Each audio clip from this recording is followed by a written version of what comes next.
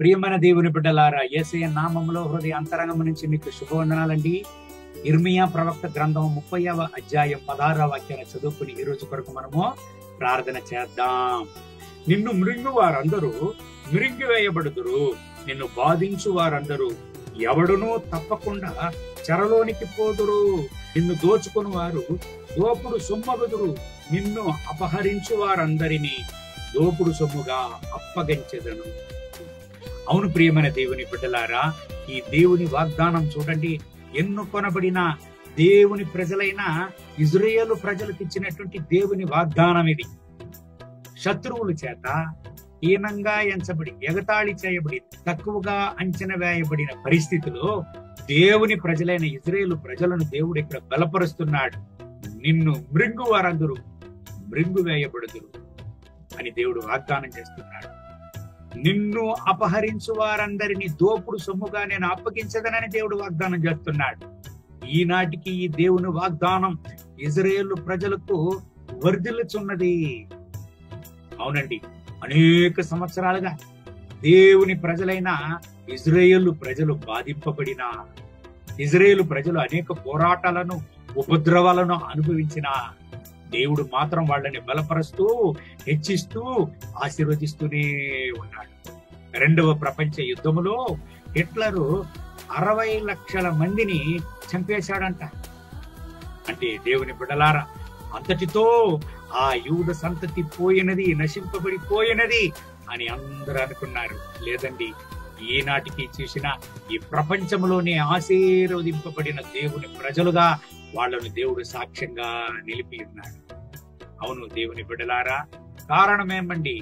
దేవుని యొక్క వాగ్దానపు యొక్క శక్తి.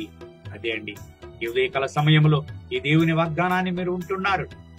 మీరు దేవుని చేత అంగీకరింపబడిన వారా? దేవుని చేత ఎన్నుకొనబడిన వారా? అయితే మీరు దేవుని వాగ్దానానికి సొంతము. ఈ వాగ్దానం మీకును సొంతమండి. మిమ్మల్ని సంహరింపబడువారు సంహరింపబడుదురు, మిమ్మల్ని మృంగజూడువారు మృంగివేయబడుదురు.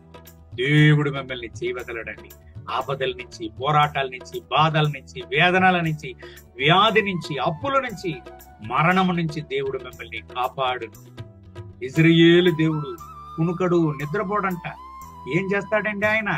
దేవుని బిడ్డలను కాపాడడమే ఆయన పని. ఈనాటికి నిన్ను కాపాడుతున్నాడు, నీ కుటుంబాన్ని కాపాడుతున్నాడు. అందుకే ఎన్ని మెట్టా పల్లాలు నీ జీవితంలో వచ్చినా ఆయన మాత్రం నిన్ను చేయవదలేదు. దేవుని బిడ్డలారా, చోలిపోవద్దు. ఎటువంటి పరిస్థితి వచ్చినా నిన్ను దేవుడు చేయవదలడు.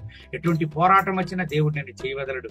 నీ తోగుడు ఉండును, నిన్ను కాపాడును, నిన్ను ఆశీర్వదించును, నిన్ను హెచ్చించును, జీవంగల సాక్ష్యంగా నిన్ను నిలుపును. ఈ దేవుని వాగ్దానం ప్రకారం మిమ్మల్ని ఆశీర్వదించి ఈ రోజంతా ఆయన నడుపును గాక. కళ్ళు మూసి ప్రార్థన చేద్దామా? మహోన్నతమైన ప్రభువా, ఈ ఉదయకాల సమయంలో నాతో ఏకీభించి ప్రార్థన చేసే ఈ దేవుని బిడ్డల కొరకు ప్రార్థన చేస్తున్నాను. వీళ్ళను ఆశీర్వదించండి, రక్తపోట్లో దాచుకోండి, వీళ్ళను దీవించండి నాయనా. మీ మహోన్నతమైన ప్రసన్నత వీళ్ళపై దిగివచ్చును కాక.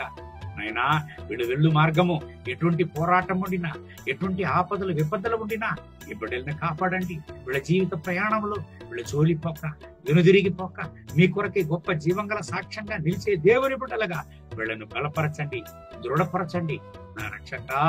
ఇర్మియా 30వ అధ్యాయం 16వ వాక్యం ప్రకారం వీళ్ళను కాపాడండి నాయన.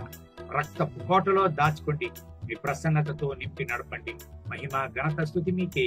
యేసయ్య నామములో వేడుకుంటున్నాం మా ప్రియ పరలోకపు తండ్రి. ఆమేన్, ఆమేన్.